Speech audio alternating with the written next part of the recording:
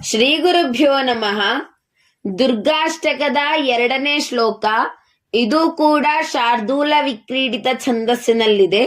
ಇದರಲ್ಲಿ 19 ಅಕ್ಷರಗಳಿವೆ. ಮಾತಾರಂ ತು ಸದಾ ಸ್ಮರಂತಿ ಸಕಲಾಃ ಭಕ್ತ್ಯಾ ಮೃಡಾನೀಂ ಶಿವೇ ಅಸ್ಮಾಕಂ ಚ ಸುಧಿಃ ದಧಾತು ಶುಭದಂ ನಿತ್ಯಂ ಸುತೇಭ್ಯಃ ಕ್ಷಣೇ ಇತ್ಯೇವಂ ದಿವಸೇ ಸುರಾಂ ಹಿ ಮನುಜೈಃ ಸಂಪ್ರಾರ್ಥ್ಯತೆ ಶ್ರದ್ಧಯಾ ಇತ್ತಂ ಸುಷ್ಟು ದಿನೇ ಭಣಂತಿ ಮನುಜಾಃ ಮಾಂ ಪಾಹಿ ದುರ್ಗಾಂಬಿಕಾ ಮಾಂ ಪಾಹಿ ದುರ್ಗಾಂಬಿಕಾ. ಈ ಒಂದು ಶ್ಲೋಕದ ಪದಚ್ಛೇದ ಹೀಗಿದೆ. ಮಾತಾರಂ ತು ಸದಾ ಸ್ಮರಂತಿ ಸಕಲಾಃ ಭಕ್ತ್ಯಾ ಮೃಡಾನೀಂ ಶಿವೇ ಅಸ್ಮಾಕಂ ಚ ಸುಧೀಃ ದದಾತು ಶುಭದಂ ನಿತ್ಯಂ ಸುತೇಭ್ಯಃ ಕ್ಷಣೇ ಇತಿ ಏವಂ ದಿವಸೆ ಸುರಾಂ ಹಿ ಮನುಜೈಃ ಸಂಪ್ರಾರ್ಥ್ಯತೆ ಶ್ರದ್ಧಯಾ ಇತ್ತಂ ಸುಷ್ಟು ದಿನೇ ಭಣಂತಿ ಮನುಜಾಃ ಮಾಂ ಪಾಹಿ ದುರ್ಗಾಂಬಿಕಾ. ಈ ಶ್ಲೋಕದ ಅನ್ವಯಾರ್ಥ ಹೀಗಿದೆ. ಮೃಡಾನೀಂ ಮಾತರಂ ಸಕಲಾಃ ಭಕ್ತ್ಯಾ ಸದಾತು ಸ್ಮರಂತಿ ಶಿವೇ ಸುತೇಭ್ಯಃ ಅಸ್ಮಾಕಂ ನಿತ್ಯಂ ಕ್ಷಣೇ ಶುಭದಂ ಸುಧೀಃ ಚ ದದಾತು ಇತ್ಯೇವಂ ಮನುಜೈಃ ಶ್ರದ್ಧಯಾ ಸಂಪ್ರಾರ್ಥ್ಯತೆ ಸುರಾಂ ದಿವಸೆ ಸುಷ್ಟು ದಿನೇ ಮನುಜಾಃ ಇಚ್ಛಂ ಬಡಂತಿ ಯತ್ ಮಾಂ ಪಾಹಿ ದುರ್ಗಾಂಬಿಕಾ ಇತಿ. ಈ ಒಂದು ಶ್ಲೋಕದ ತಾತ್ಪರ್ಯ ಹೀಗಿದೆ. ಮೃಡಾನೀಂ ಅಂತ ಹೇಳಿದ್ರೆ ಇಲ್ಲಿ ದುರ್ಗೆ ಅಂತ ಅರ್ಥ.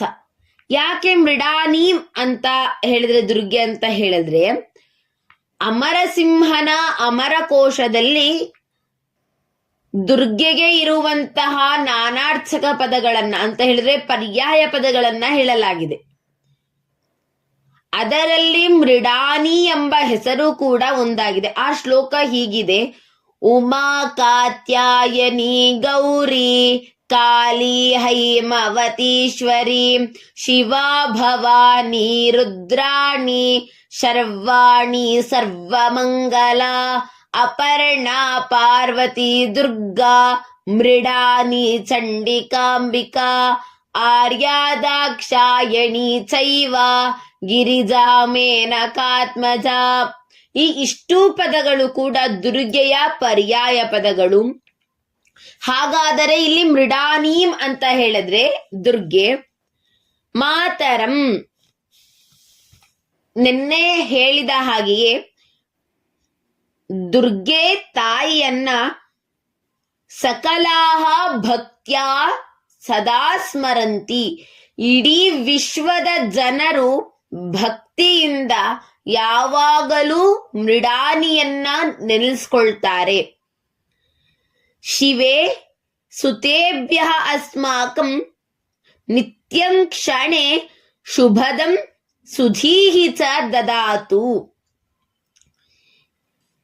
ಇಲ್ಲಿ ಸುತೇಭ್ಯಃ ಅಂತ ಹೇಳಿದ್ರೆ ಪುತ್ರರಿಗೆ. ದುರ್ಗೆಯ ಪುತ್ರರ್ಯಾರು ಅಂತ ನಮಗೆ ಸಂಶಯ ಬರುತ್ತೆ. ಇಡೀ ವಿಶ್ವದಲ್ಲಿರುವಂತಹ ಸಕಲ ಜೀವರಾಶಿಗಳು ಕೂಡ ದುರ್ಗೆಯ ಪುತ್ರರೇ. ಅದಕ್ಕಾಗಿ ಇಲ್ಲಿ ಸುತೇಭ್ಯ ಅಂತ ಉಲ್ಲೇಖ ಮಾಡಲಾಗಿದೆ. ನಿನ್ನ ಎಲ್ಲಾ ಮಕ್ಕಳಿಗೂ ಕೂಡ ನಿತ್ಯಂ ಕ್ಷಣೆ ಪ್ರತಿದಿನ ಪ್ರತಿ ಕ್ಷಣದಲ್ಲೂ ಕೂಡ ಶುಭದಂ ಚ ಸುಧೀಃ ದದಾತು. ಶುಭದಂ, ಶುಭ ಅಂತ ಹೇಳಿದ್ರೆ ಒಳ್ಳೆಯದು. ಕಲ್ಯಾಣಂ ಮಂಗಲಂ ಶುಭಂ ಅಂತ ಹೇಳ್ತಾರೆ. ಒಳ್ಳೆಯ ಮಂಗಲಕರವಾದಂತಹ ಒಂದು ಅಂಶವನ್ನ ನೀಡು. ಸುಧೀಹಿ ಸುಷ್ಟುಧೀಹಿ ಯಸ್ಯ ಸ, ಯಾರಲ್ಲಿ ಒಳ್ಳೆ ಬುದ್ಧಿ ಇದೆಯೋ ಅವಳು, ಆ ಅಂತಹ ಸುಧಿಯನ್ನ, ಧಿ ಅಂತ ಹೇಳಿದ್ರೆ ಬುದ್ಧಿ, ಬುದ್ಧಿರ ಮನೀಷಾಧಿಷಣ ಧೇಫ್ ಪ್ರಜ್ಞಾ ಶೇಮುಷಿ ಮತಿಹಿ ಅಂತ ಅಮರ ವಾಕ್ಯ. ಧಿ ಅಂದ್ರೆ ಬುದ್ಧಿಯನ್ನ, ಒಳ್ಳೆಯ ಬುದ್ಧಿಯನ್ನ ನಮಗೆ ನೀಡು ಅಂತ. ಎಲ್ಲಾ ಸಕಲಾಹ ಭಕ್ತ್ಯಾ ಸ್ಮರಂತಿ, ಎಲ್ಲರೂ ಕೂಡ ಭಕ್ತಿಯಿಂದ ಹೀಗೆ ಮೃಡಾನಿಯಲ್ಲಿ ಕೇಳ್ಕೊಳ್ತಾರೆ. ಶ್ರದ್ಧೆಯ ಸಂಪ್ರಾರ್ಥ್ಯತೆ ಮನುಜೈಹಿ, ಈ ರೀತಿಯಾಗಿ ಮನುಜರಿಂದ ಶ್ರದ್ಧೆಯಿಂದ ಪ್ರಾರ್ಥಿಸಲ್ಕೊಡಲ್ಪಡುತ್ತದೆ. ಕರ್ಮಣಿ ಪ್ರಯೋಗದಲ್ಲಿ ಈ ವಾಕ್ಯ ಬಂದಿದೆ. ಮನುಜ ಅಂತ ಹೇಳಿದ್ರೆ ಇಲ್ಲಿ ಮಾನವ. ಹಾಗೆ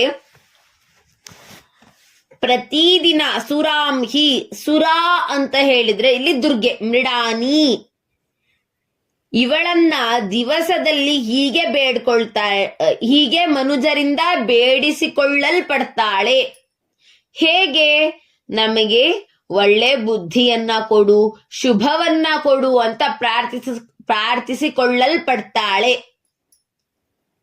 ಹಾಗೆ ಮನುಜಾಹ ಸುಷ್ಟು ದಿನೇ ಭಣಂತಿ. ಸುಷ್ಟು ದಿನೇ ಅಂತ ಹೇಳಿದ್ರೆ ಒಳ್ಳೆಯ ದಿನ. ಒಳ್ಳೆಯ ದಿನ ಯಾವತ್ತು ಅಂತ ಹೇಳಿದ್ರೆ ಪ್ರತಿ ಕ್ಷಣವೂ ಒಳ್ಳೆಯ ದಿನವೇ. ಯಾಕೆ ಅಂತ ಹೇಳಿದ್ರೆ ನಾವು ಇಂದು ಇರ್ತೇವೆ, ನಾಳೆ ಇರ್ತೀವೋ ಇಲ್ವೋ ಅಂತ ನಮಗೆ ಗೊತ್ತಿಲ್ಲ. ಆದ್ರೂ ಕೂಡ ನಾಳೆ ನಾವು ಬದುಕಿರ್ತೀವಿ ಅಂತ ಹೇಳಿದ್ರೆ ಅದು ನಮಗೆ ಒಳ್ಳೆಯ ದಿನವೇ ಆಗಿರುತ್ತೆ. ಆ ಒಳ್ಳೆಯ ದಿನಗಳಲ್ಲಿ ಮನುಜರಿಂದ ಹೀಗೆ ಪ್ರಾರ್ಥಿಸಿಕೊಳ್ಳಲ್ಪಡುತ್ತದೆ. ಹೇಗೆ ಅಂತ ಹೇಳಿದ್ರೆ ಮಾಂ ಪಾಹಿ ದುರ್ಗಾಂಬಿಕಾ, ನನ್ನನ್ನ ಪಾಲಿಸು ದುರ್ಗೆ ಅಂತ ಕೇಳ್ಕೊಳ್ಳಲ್ಪಡುತ್ತದೆ. ಒಬ್ಬ ಚಿಕ್ಕ ಬಾಲಕ ಇರ್ತಾನೆ. ಆ ಚಿಕ್ಕ ಬಾಲಕನಿಗೆ ಎಷ್ಟೇ ಆದ್ರೂ ಕೂಡ ತಲೆಗೆ ಬುದ್ಧಿ ಹೋಗ್ತಿರೋದಿಲ್ಲ. ಅಪ್ಪ ಅಮ್ಮ ಬೈತಾರೆ, ಅಪ್ಪ ಅಮ್ಮ ಹೊಡಿತಾರೆ, ಚೆನ್ನಾಗ್ ಬರಿ, ಚೆನ್ನಾಗ್ ಓದು ಅಂತ. ಆದ್ರೂ ಕೂಡ ಆ ಮಗುಗೆ ವಿದ್ಯೆ ಎಂಬುದು ಹತ್ತುತ್ತಿರ್ಲಿಲ್ಲ. ಆಗೇನಾಗುತ್ತೆ, ಗುರುವಿನ ಒಂದು ಆದೇಶದಂತೆ, ಗುರುವಿನ ಮಾರ್ಗದರ್ಶನದಲ್ಲಿ ಆ ಮಗು ನಡೆಯತ್ತೆ. ಪ್ರತಿದಿನ ವಿಷ್ಣು ಸಹಸ್ರನಾಮವನ್ನ ಪಾರಾಯಣ ಮಾಡ್ತಾ ಇರುತ್ತೆ ಆ ಮಗು. ಮಾಡಿದಾಗ ಅದರ ಪರಿಣಾಮದಿಂದ ಆ ಮಗು 2 ವರ್ಷದ ನಂತರ ಅದ್ಭುತವಾಗಿ ಓದಿ ಸಂಸ್ಕೃತ ಪಂಡಿತನಾಗ್ತಾನೆ. ಹೀಗೆ ನಾವು ನಂಬಿದಂತಹ ದೇವರು ನಮ್ಮನ್ನ ಯಾವತ್ತು ಕೈ ಬಿಡೋದಿಲ್ಲ ಅಂತ ಈ ಒಂದು ಕಥೆಯಿಂದ ನಾವು ತಿಳ್ಕೊಳ್ಬಹುದು. ಹಾಗೆ ನಮ್ಮ ಜೀವನದಲ್ಲಿ ದೇವರನ್ನ ನಾವು ನಂಬಬೇಕು.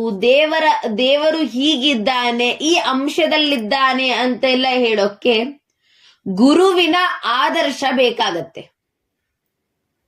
ಆ ಗುರುವಿನ ಮಾರ್ಗದರ್ಶನ ನಮ್ಗೆ ಯಾವಾಗ ಸಿಗ್ಬೇಕಂತ ಹೇಳಿದ್ರೆ, ಕನಕದಾಸರು ಹೇಳುವಂತೆ ಗುರುವಿನ ಗುಲಾಮನಾಗುವ ತನಕ ದೊರೆಯದಣ್ಣ ಮುಕುತಿ ಅಂತ.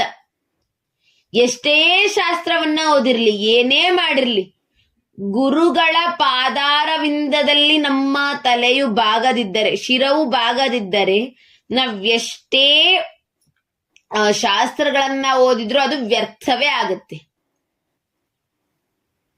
ಆ ಒಂದು ಗುರುವಿನ ಅನುಗ್ರಹವನ್ನ ನಾವು ಪಡೆದುಕೊಂಡು ದೇವರು ಎಲ್ಲಿದ್ದಾನೆ, ದೇವರನ್ನ ನಾವು ಹೇಗೆ ನಾವು ಭಜಿಸ್ಬೇಕು, ಹೇಗೆ ನಾವು ಧ್ಯಾನವನ್ನ ಮಾಡಬೇಕು ಇತ್ಯಾದಿ ವಿಷಯಗಳನ್ನು ನಾವು ತಿಳ್ಕೊಳ್ಬೇಕಾಗತ್ತೆ.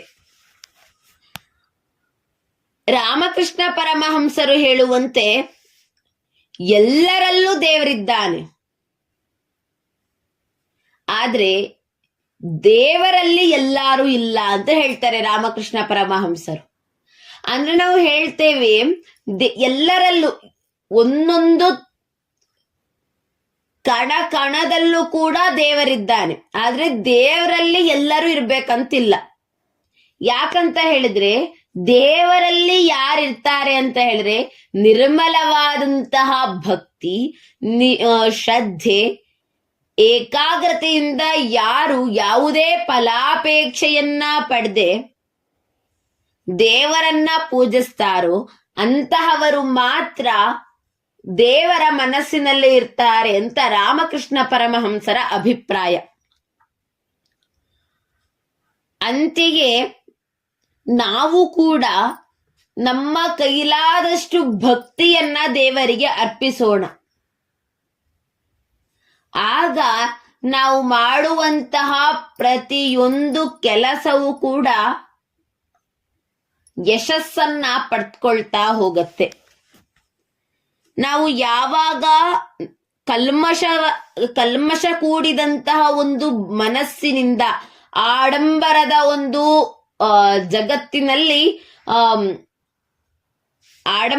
ಒಂದು ಜಗತ್ತಿನಲ್ಲಿ ನಾವು ಯಾವುದೇ ಮನಸ್ಸಿಲ್ಲದಂತಹ ಮನಸ್ಸಿನಿಂದ ಯಾವಾಗ ದೇವರನ್ನ ಪೂಜಿಸ್ತೇವೋ ಅದು ಎಷ್ಟು ಕ್ಷಣವು ಮಾಡಿದ್ರೂ ಕೂಡ ವ್ಯರ್ಥ. ಯಾಕಂತ ಹೇಳಿದ್ರೆ ಭಕ್ತಿಯಿಂದ ಎರಡು ಹೊತ್ತು ಮಾಡಿದಂತಹ ಅಂತ 2 ನಿಮಿಷ ಮಾಡಿದ್ರೆ ಸಾಕು ಭಕ್ತಿಯಿಂದ, ಅದು ದೇವರಿಗೆ ಸಲ್ಲುತ್ತೆ. ಆದ್ರೆ ಭಕ್ತಿ ಇಲ್ಲದೆಯೇ 10 ಗಂಟೆ ಮಾಡಿದ ಧ್ಯಾನ ಕೂಡ ವ್ಯರ್ಥವಾಗುತ್ತೆ, ತೃಣಕ್ಕೆ ಸಮ ಅಂತ ಹೇಳ್ತಾರೆ.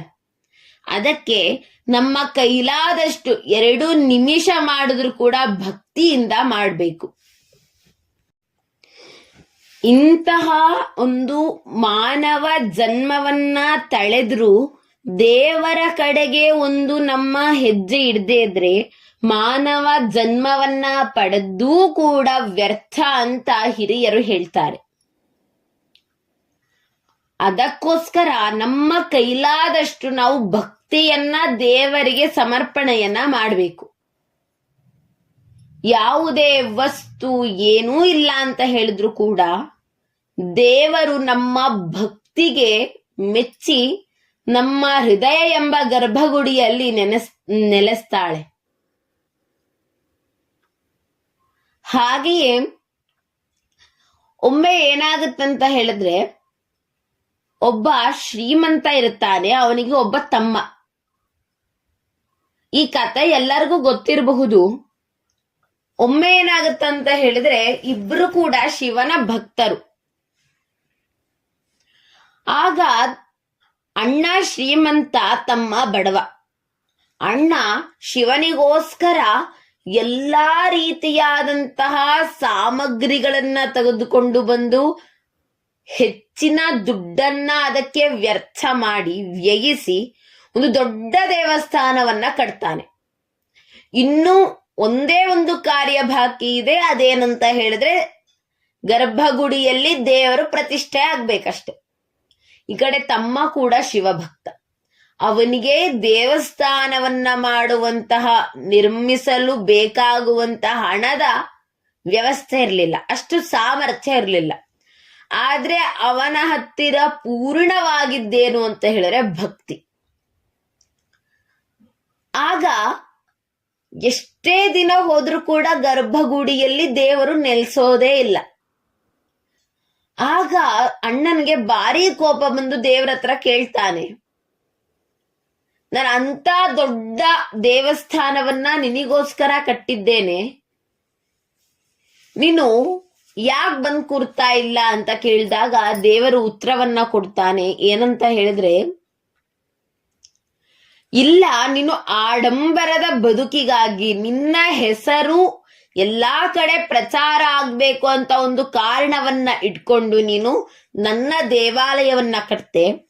ಆದ್ರೆ ಯಾವುದೇ ಒಂದು ಭಾವನೆ ಇಲ್ಲದೆ, ಯಾವುದೇ ಒಂದು ಆಸೆ ಆಕಾಂಕ್ಷೆಗಳಿಲ್ಲದೆ ನಿರ್ಮಲವಾದಂತಹ ಮನಸ್ಸಿನಿಂದ ದೇವರು ದೇವರನ್ನ ನಿನ್ನ ತಮ್ಮ ಕಾಣ್ತಾ ಇದ್ದಾನೆ, ಅಂತಹವನ ಮನಸ್ಸಿನಲ್ಲಿ ನಾನು ನೆಲೆಸಿದ್ದೇನೆ ಅಂತ ಉತ್ತರವನ್ನ ಕೊಡ್ತಾನೆ. ಆಗ ಅಣ್ಣನಿಗೆ ತಾನು ಮಾಡಿದಂತಹ ತಪ್ಪಿನ ಅರಿವಾಗತ್ತೆ. ಹಾಗೆ ನಾವು ಕೂಡ ಆಡಂಬರದ ಭಕ್ತಿಗಿಂತ ಮನಸ್ಸಿನ ನಿರ್ಮಲವಾದಂತಹ ಭಕ್ತಿಯೇ ಲೇಸು. ಒಮ್ಮೆ ಸ್ವಾಮಿ ವಿವೇಕಾನಂದರು ವಿದೇಶಕ್ಕೆ ಹೋದಾಗ ವಿದೇಶಿಗೊಬ್ರು ಕೇಳ್ತಾರಂತೆ, ನೋಡಿ ನಿಮ್ಮ ದೇಶ ಎಷ್ಟು ಬಡ ದೇಶ, ನಿಮ್ಮನ್ನ ಉದ್ಧಾರ ಮಾಡಕ್ಕಾಗಿ ದೇವರು ಪ್ರತಿ ಸತಿ ಜನ್ಮವನ್ನ ತಾಳಿ ಬರ್ಬೇಕು, ಆದ್ರೆ ನಾವು ಆತರ ಅಲ್ಲ, ದೇವ್ರಿಲ್ಲ ಅಂತ ಹೇಳಿದ್ರು ನಾವು ಬದುಕ್ತೇವೆ ಅಂತ ಹೇಳ್ತಾನಂತೆ. ನಮ್ಮ ಭಾರತವನ್ನ ಕೀಳ್ಮಟ್ಟದಲ್ಲಿ ನೋಡ್ತಾ ಇದ್ದಂತೆ. ಆಗ ಸ್ವಾಮಿ ವಿವೇಕಾನಂದರು ಅದ್ಭುತವಾಗಿ ಹೇಳ್ತಾರೆ, ಏನಂತ ಹೇಳಿದ್ರೆ, ನಿಮ್ಮ ದೇಶದಲ್ಲೂ ಕೂಡ ದೇವರು ಅವತಾರವನ್ನ ಮಾಡಿದ್ದ, ಆದ್ರೆ ಆ ದೇವರನ್ನ ನೀವು ಸಾಯಿಸಿದ್ರಿ. ಇಂತಹ ಕ್ರೂರ ದೇಶದಲ್ಲಿ, ಕ್ರೂರ ಮನಸ್ಸನ್ನ ಉಳ್ಳಂತಹ ದೇಶದಲ್ಲಿ ದೇವರಿಗೆ ಬರಕ್ಕೆ ಇಷ್ಟ ಆಗೋದಿಲ್ಲ. ಯಾರು ದೇವರನ್ನ ಪೂಜಿಸ್ತಾರೋ, ಶ್ರದ್ಧಾ ಭಕ್ತಿಯಿಂದ ಪೂಜಿಸ್ತಾರೋ ಅಂತಹ ದೇಶದಲ್ಲಿ ಜನ್ಮ ತಾಳ್ತಾ ಇದ್ದಾನೆ ದೇವರು ಅಂತ ಉತ್ತರವನ್ನ ಕೊಡ್ತಾನಂತೆ. ಹಾಗೆ ನಮ್ಮ ಮನಸ್ಸನ್ನ ನಾವು ನೋಡ್ಕೊಳ್ಬೇಕು. ಕೆಲವಷ್ಟು ಜನರ ಮನಸ್ಸು ದೇವರು ಬಂದು ನೆಲೆಸಿರ್ತಾನೆ, ಅಂತಹ ದೇವರನ್ನೇ ಹೋಗಿಸ್ಬಿಡ್ತಾರೆ. ಅಂತಹ ಜನರು ನಾವಾಗಬಾರದು. ನಮ್ಮ ಕೈಲಾದಷ್ಟು ಭಕ್ತಿಯನ್ನ ನಮ್ಮ ಇಷ್ಟ ದೇವರಿಗೆ ನಾವು ಸಮರ್ಪಿಸುತ್ತಾ ಏನನ್ನೂ ಬೇಡಬಾರದು. ಎಲ್ಲವನ್ನ ದೇವರು ಕೊಡ್ತಾನೆ. ನಮಗೆ ಯಾವುದರ ಯೋಗ್ಯತೆ ಇದೆಯೋ, ಯಾವುದನ್ನ ಸ್ವೀಕರಿಸಲು ಸಾಧ್ಯವಿದೆಯೋ ಅದನ್ನ ದೇವರು ಕೊಡ್ತಾನೆ. ಆಗಿದ್ದೆಲ್ಲ ಒಳ್ಳೆಯದಕ್ಕೆ, ಆಗುವುದೆಲ್ಲ ಒಳ್ಳೆಯದಕ್ಕೆ, ಆಗಲಿರುವುದೆಲ್ಲ ಒಳ್ಳೆಯದಕ್ಕೆ ಅಂತ ಶ್ರೀಕೃಷ್ಣ ಭಗವದ್ಗೀತೆಯಲ್ಲಿ ಹೇಳ್ತಾನೆ. ಅದಕ್ಕೆ ದೇವರು ನಡೆಸಿದಂತಹ ದಾರಿಯಲ್ಲಿ ಅವನ ಅಪ್ಪಣೆಯಂತೆ ಮುಂದೆ ಸಾಗೋಣ ಅಂತ ಹೇಳ್ತಾ, ಇನ್ನೊಮ್ಮೆ ಇಂದಿನ ಶ್ಲೋಕವನ್ನ ಹೇಳ್ತಾ ಇಂದಿನ ಸಂಚಿಕೆಯನ್ನ ಸಮಾಪ್ತಿಯ ಮಾಡೋಣ.